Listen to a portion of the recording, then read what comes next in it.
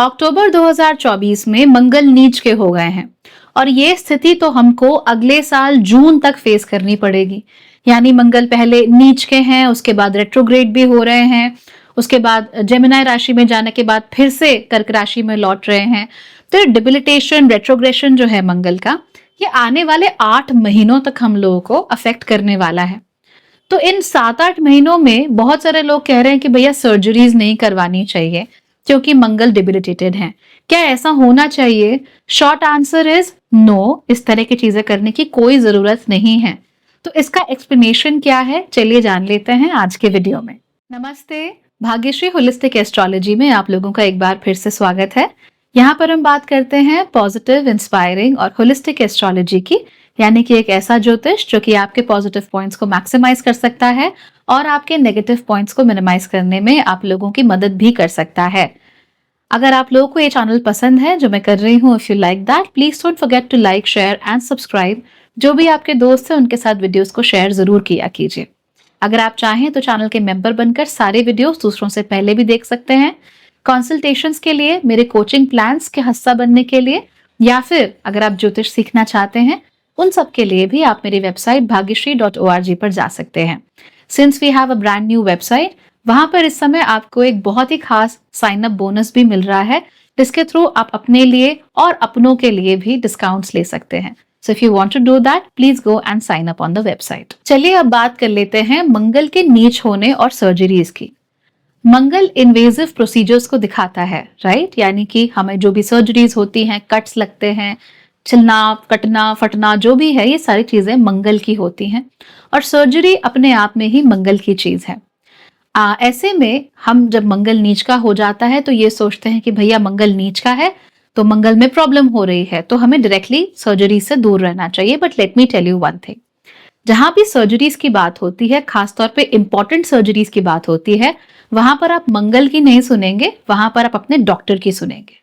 कई सारी सर्जरीज जरूरी होती हैं, जैसे कि आपकी हार्ट सर्जरीज हो गई, ओपन हार्ट सर्जरीज हैं आपकी, या सी सेक्शंस हैं। कई बार माँ को बचाने के लिए, ताकि माँ और बच्चे दोनों को प्रॉब्लम ना हो, इसीलिए इमरजेंसी में सी सेक्शन भी किया जाता है। क्या जब ये लाइफ थ्रेटनिंग कंडीशंस आएंगी या लाइफ चेंजिंग कंडीशंस आएंगी, तो आप मंगल की स्थिति देखकर डिसाइड करोगे कि सर्जरी करवानी है या नहीं करवानी? I believe that is incredibly stupid. इस तरह की चीजें हमें नहीं करनी चाहिए। मेडिकल साइंस ने अच्छा प्रोग्रेस किया है और ये जो प्रोग्रेस है इसे हमें एक्सेप्ट करना सीखना चाहिए, क्योंकि हम उसे एक्सेप्ट कर रहे हैं। इसीलिए अगर आपको किसी सर्जरी की जरूरत पड़ती है, right, if you need a surgery, आप जाइए और वो सर्जरी करवाइए। वहां पर आप मंगल डिबिलिटेटेड है, ऐसा है, वैसा है, ये सब मत देखिए। अगर आप हर बात पे ऐसा करने लगे तो आपकी जिंदगी में प्रॉब्लम्स हो सकती हैं, right? So if you want to go for a chemotherapy, will you wait? अगर आपको डायलिसिस करवाना है, that is also slightly invasive in nature, क्या उसके लिए भी आप मंगल डिबिलिटेशन खत्म होने का वेट करोगे? नहीं ना। So let's not be like that. Medical science और मेडिकल प्रोफेशनल्स को ट्रस्ट करना हम लोगों को सीखना चाहिए। क्यों और सीखना चाहिए बताइए? पहली बात तो ये है कि ये जो लोग हैं, ये ट्रेन्ड लोग हैं, सालों साल पढ़ाई की है, सालों साल का एक्सपीरियंस है, इनकी मसल मेमोरी हमसे अच्छी है, इनका दिमाग ट्रेंड है पता लगाने के लिए कि कौन सी चीज कब कहाँ कैसे करनी है, राइट?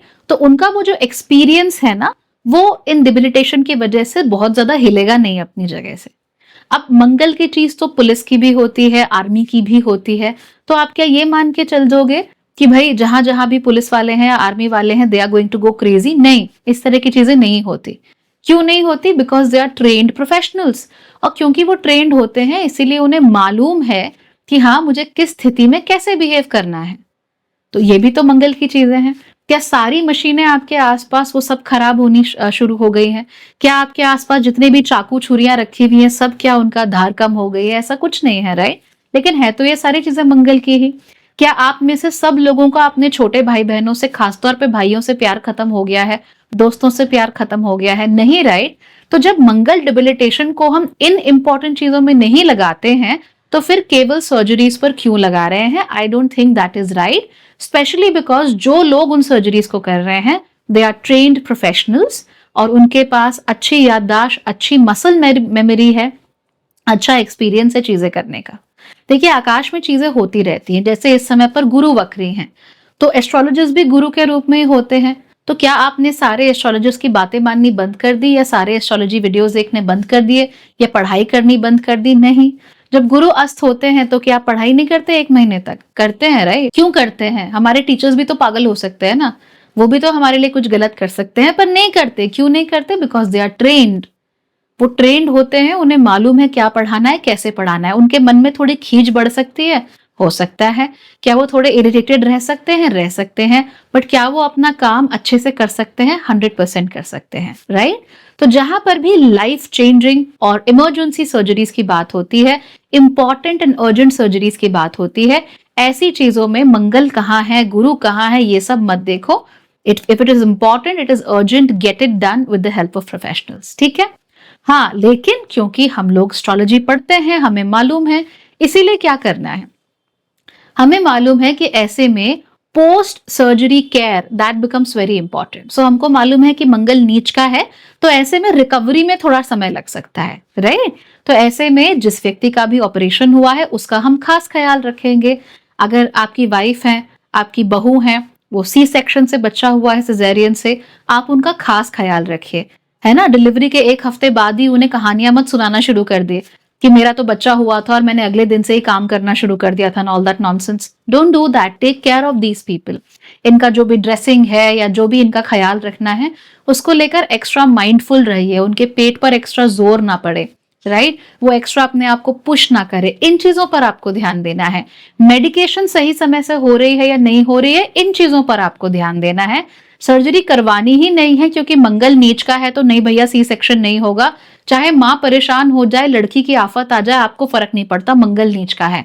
ऐसे नहीं करते, और ऐसे लोग होते हैं, इसीलिए हम telling you there are tons of different types of people, और वो ये चीजें करते हैं। और सबसे बड़ी बात देखिए, सामान्य रूप से जो मंगल है वो कितने महीने के लिए नीच होगा? लगभग 1.5-2 महीने के लिए नीच होगा, राइट? इससे ज्यादा होता नहीं है, plus minus let's say 7 days. लेकिन इस समय पर Mangal literally for the first 90 days it is debilitated, then retrograding, then again debilitating. तो 7-8 महीने क्या आप चीजों को डिले करते जाओगे? क्या आप चीजों में प्रॉब्लम करते जाओगे? नहीं करोगे, राइट?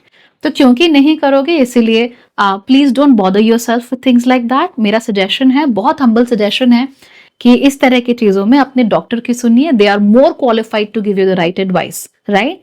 हाँ, लेकिन अगर कोई ऐसी सर्जरीज हैं जिनके लिए आप वेट कर सकते हो, which are non necessary, for instance आपको कोई कॉस्मेटिक प्रोसीजर्स करवाने हैं, आप बोटॉक्स हो गया या लिप फिलर्स हो गए या आई डोंट नो या चीक फिलर्स होते हैं, all those things.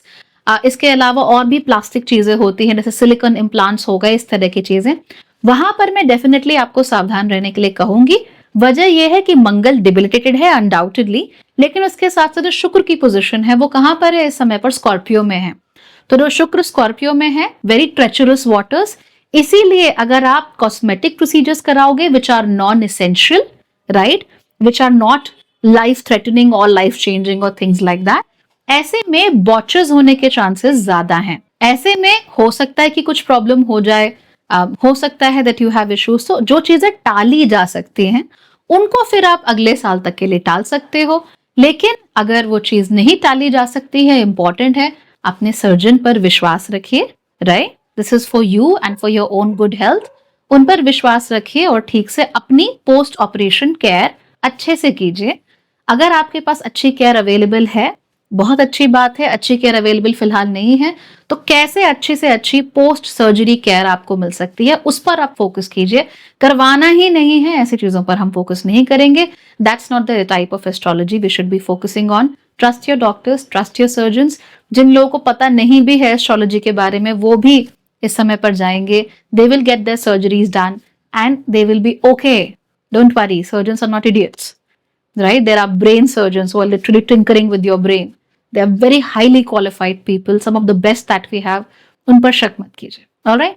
So take very good care of yourself. And अगर आपकी कोई सर्जरी हो रही है, good luck and blessings from my side, and hope you recover quickly. But again, make sure that you take care of yourself. All right? Bye bye. Take care.